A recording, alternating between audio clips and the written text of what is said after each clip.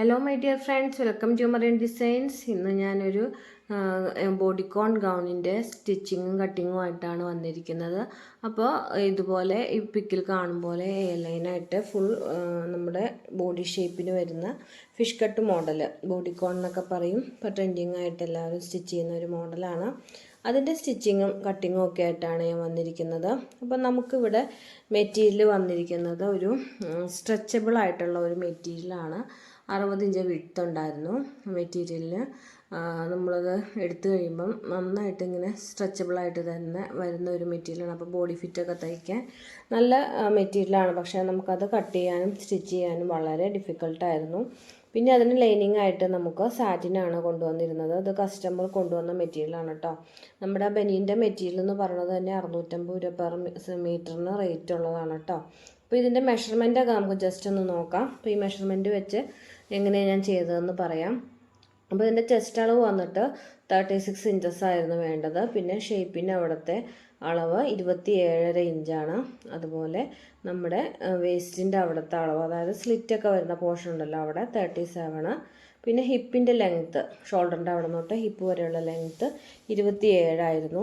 അവിടുത്തെ റൗണ്ട്, അവിടുത്തെ വണ്ണം 37 ഇഞ്ചസ് ആയിരുന്നു കേട്ടോ. പിന്നെ നീ ലെങ്ത്ത്, നമ്മുടെ ഷോൾഡറിൻ്റെ അവിടെ തൊട്ട് മുട്ട് വരെയുള്ള ലെങ്ത്ത് 41 ആയിരുന്നു. പിന്നെ അവിടുത്തെ ഒരു റൗണ്ട്, കാലൊന്ന് ശകലം അകത്തി വെച്ചിട്ട്, ചേർത്ത് വെക്കരുത്, കുറച്ച് അകത്തി വെച്ചിട്ട്, നമുക്ക് നടക്കാനുള്ളൊരു ബുദ്ധിമുട്ട് വരരുത്.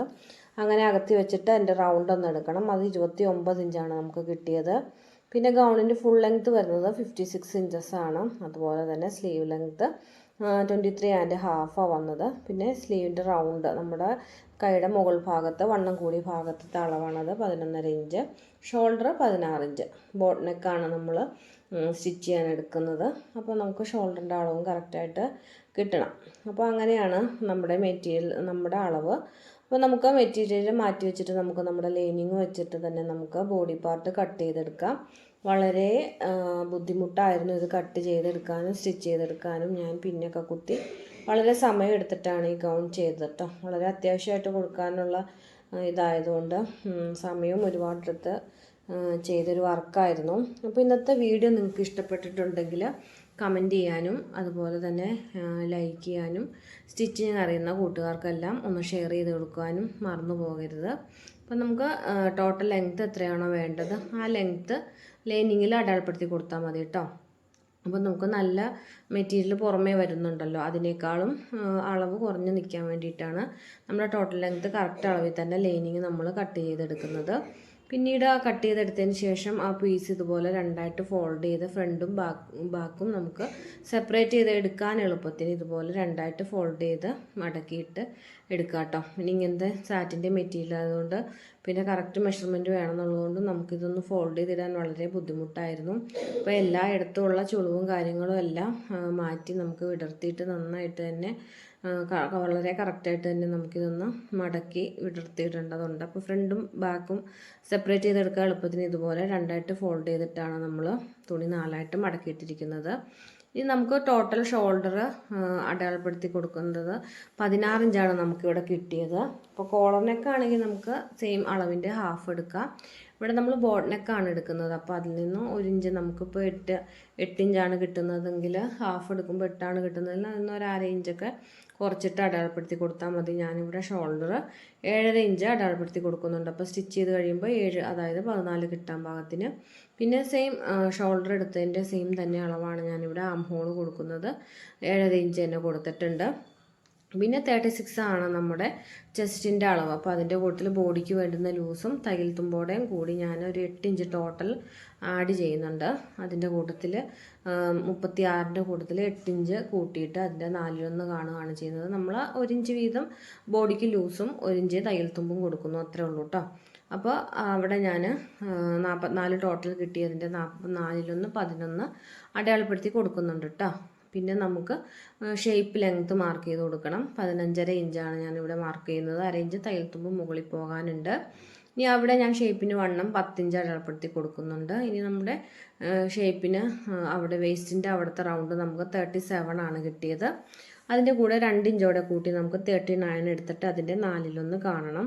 അപ്പോൾ അപ്പോൾ നമുക്ക് 9.25 ഇഞ്ചാണ് ഇവിടെ കിട്ടുന്നത് കേട്ടോ. ഇനി അതിൽ നിന്ന് 1 ഇഞ്ചോടെ തയ്യൽ തുമ്പ് ആഡ് ചെയ്തെടുക്കണം. ഇങ്ങനെയാണ് നമ്മൾ സ്ലിറ്റിൻ്റെ പോർഷൻ ആ ഭാഗത്തെ അളവ് കൊടുക്കുന്നത്. ഇനി നമുക്ക് നമ്മുടെ വേസ്റ്റിൻ്റെ ലെങ്ത് 29 ആണല്ലോ കിട്ടിയത്, അതിൽ നിന്ന് ഒരു 1/2 ഇഞ്ചോടെ തയ്യൽ തുമ്പ് കൂട്ടി 29.5 ഇഞ്ച് ലെങ്ത് അടയാളപ്പെടുത്തി കൊടുക്കുന്നുണ്ട്. പിന്നെ അവിടുത്തെ റൗണ്ടും നമുക്ക് സെയിം തന്നെയാണ് കിട്ടിയത്, 9.25 ഇഞ്ചാണ് കിട്ടുന്നത് 37 ആയതുകൊണ്ട്. അപ്പോൾ ആ 9.25 തന്നെ നമ്മൾ താഴെ അടയാളപ്പെടുത്തി കൊടുക്കുന്നുണ്ട്. ഇനി നമുക്ക് മുട്ടിൻ്റെ അവിടേക്കുള്ള ലെങ്ത്ത് 41 കിട്ടിയത്. അപ്പോൾ 41.5 ഇഞ്ച് നമ്മൾ 1/2 ഇഞ്ച് മുകളിലത്തെ തയ്യൽ തുമ്പോടെ കണക്കൂട്ടി 41.5 ഇഞ്ച് ഇവിടെ മാർക്ക് ചെയ്ത് കൊടുക്കുന്നുണ്ട്. ഇവിടുത്തെ റൗണ്ട് നമുക്ക് 29 ഇഞ്ചാണ് കിട്ടിയത്. അപ്പോൾ ഇച്ചിരി ലൂസ് ഇട്ട് 30 ഇഞ്ച് കാണാൻ പാകത്തിന് എടുത്തിട്ട് നമുക്ക് അതിൻ്റെ 4/1 കാണുമ്പോൾ നമുക്കിവിടെ 7.5 ഇഞ്ച് കിട്ടും. 30ൻ്റെ 4/1 7.5 ഇഞ്ച്. പിന്നെ കുറച്ച് ലൂസും തയ്യൽ തുമ്പോടെ കൂട്ടി ഒരു 2 ഇഞ്ചോടെ പ്ലസ് ആഡ് ചെയ്ത് ഞാനിവിടെ അടയാളപ്പെടുത്തി കൊടുക്കുന്നുണ്ട്. അപ്പോൾ നമ്മളിവിടെ ഹിപ്പിന് അവിടെ കിട്ടിയ പോയിന്റിൽ നിന്ന് ഈ മുട്ടിൻ്റെ അവിടെ കിട്ടിയ അളവിലേക്ക് നമുക്കൊന്ന് മാർക്ക് ചെയ്ത് കൊടുക്കണം. പിന്നെ താഴത്തെ വണ്ണം അടിവട്ടം ഒരുപാടൊന്നും വേണ്ട, നമ്മൾ മുകളിൽ എടുത്തതിനേക്കാളും ഒരു 2-3 ഇഞ്ച് കൂട്ടിയെടുത്താൽ മതി കേട്ടോ. ഇവിടെ നമ്മൾ 7.5 2 9.5 എടുത്തത്. അപ്പോൾ അതിൽ നിന്നൊരു 3 ഇഞ്ചൊക്കെ കൂട്ടി 12.5 ഇഞ്ചൊക്കെ അടയാളപ്പെടുത്തി കൊടുത്താൽ മതി. പിന്നെ പ്ലസ് 1 ഇഞ്ച് തയ്യൽ തുമ്പോട് ആഡ് ചെയ്ത് 13.5 ഇഞ്ചാണ് താഴെ അടിഭാഗത്തുള്ള റൗണ്ട് ഞാൻ എടുത്തിരിക്കുന്നത്. അതൊന്ന് ചെരിച്ച് ഷേപ്പ് ചെയ്ത് കൊടുത്ത് നമ്മൾ ഈ അടയാളപ്പെടുത്ത പോയിന്റ് എല്ലാം ഒന്ന് മാർക്ക് ചെയ്ത് വരച്ച് എടുക്കുക കേട്ടോ. അപ്പോൾ ഈ പോയിന്റിൽ കൂടെയൊക്കെ ഒന്ന് കട്ട് ചെയ്ത് എടുക്കുക. അപ്പോൾ നമ്മൾ മുകളിൽ നിന്നോട്ട് നമ്മൾ കുറേ പോയിന്റുകൾ അടയാളപ്പെടുത്തിയിട്ടുണ്ടാകും. ചെസ്റ്റിൻ്റെ റൗണ്ട്, ഷേപ്പിൻ്റെ പോയിന്റ്, ഹിപ്പിൻ്റെ പോയിന്റ്, അതുപോലെ തന്നെ വേസ്റ്റിൻ്റെ പോയിന്റ്, പിന്നെ നീഡ ലെങ്ത്ത്, മുട്ടിൻ്റെ അവിടെയുള്ള ലെങ്ത്ത്, അവിടുത്തെ വണ്ണം, പിന്നെ അടിഭാഗത്തെ വണ്ണം, അത്രയും ഭാഗങ്ങൾ നമ്മൾ അടയാളപ്പെടുത്തി കൊടുത്തിട്ടുണ്ട്. ആ പോയിന്റുകളെല്ലാം ആ ഷേപ്പിന് തന്നെ മാർക്ക് ചെയ്തെടുത്ത് നമുക്ക് വരച്ചെടുക്കാം. അപ്പോൾ ജസ്റ്റ് ഷേപ്പ് ഇത് ഞാൻ ജസ്റ്റ് നിങ്ങൾക്കൊന്ന് കാണാൻ വേണ്ടിയിട്ട് ഓവറോൾ ഒന്ന് കാണിച്ചു തരികയാണ്. അപ്പോൾ ഈ ഒരു ഫിഷ് കട്ട് മോഡൽ നമ്മുടെ ഷേപ്പ് ഇതുപോലെ ഒന്ന് റൗണ്ട് ചെയ്ത് എടുത്ത് മുട്ടിൻ്റെ ഭാഗത്തേക്ക് ഉള്ളിലേക്ക് വളച്ചെടുത്ത് പിന്നെ താഴേക്ക് നമ്മുടെ വേസ്റ്റിൻ്റെ അവിടെ നിന്ന് മുട്ടിൻ്റെ അങ്ങോട്ടേക്ക് ഉള്ളിലേക്കാണ് വളച്ചെടുക്കേണ്ടത്. പിന്നെ താഴത്തേക്ക് വിടർത്തിയെടുക്കുക. അങ്ങനെയാണ് ഇതിൻ്റെ ഷേപ്പ് വരുന്നത്. അപ്പോൾ ഇത് ഈ വരച്ചെടുക്കുന്ന പോയിന്റുകൾ കൂടി തന്നെ നമുക്കൊന്ന് കട്ട് ചെയ്ത് എടുക്കാം. ഇനി ഇത് വെച്ചിട്ട് നമുക്ക് നമ്മുടെ ഒറിജിനൽ പീസ് ഉണ്ടല്ലോ അത് കട്ട് ചെയ്ത് എടുക്കാം.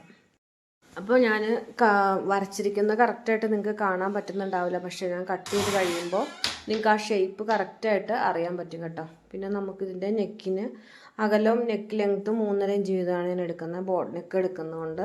പിന്നെ നമുക്ക് ആ ഷോൾഡർ ഒന്ന് ഓപ്പൺ ആക്കി കൊടുക്കാം. ഫ്രണ്ടും ബാക്കും ഇതുപോലെ നമ്മൾ മടക്കിയിട്ടതുകൊണ്ട് ബാക്ക് പീസ് നമുക്ക് മാറ്റി വെച്ച് കൊടുത്തിട്ട് ആം ഹോൾ ഇതുപോലെ ഒന്ന് ഷേപ്പ് ചെയ്തെടുക്കാം. ഇനി ബാക്ക് പീസിൻ്റെ സെൻറ്റർ പോർഷൻ കട്ടിട്ട് കൊടുക്കാം, സിബ് അറ്റാച്ച് ചെയ്യാനാണ്. ഇനി നമുക്ക് നമ്മുടെ ഫ്ലെയർ എത്രയാണ് നമുക്കറിയാലോ, ആ ഫ്ലെയർ അനുസരിച്ച് നല്ല പീസ് ഒന്ന് മടക്കി കൊടുക്കുക. എന്നിട്ട് ഫ്രണ്ട് പീസും ബാക്ക് പീസും സെപ്പറേറ്റ് വെച്ച് കൊടുത്ത് കട്ട് ചെയ്തെടുക്കുക. മെറ്റീരിയൽ ഇതുപോലെ ഡിഫിക്കൽട്ടായിട്ടുള്ള മെറ്റീരിയലാണെങ്കിൽ വളരെ സൂക്ഷിച്ച് വേണം ചെയ്യാൻ.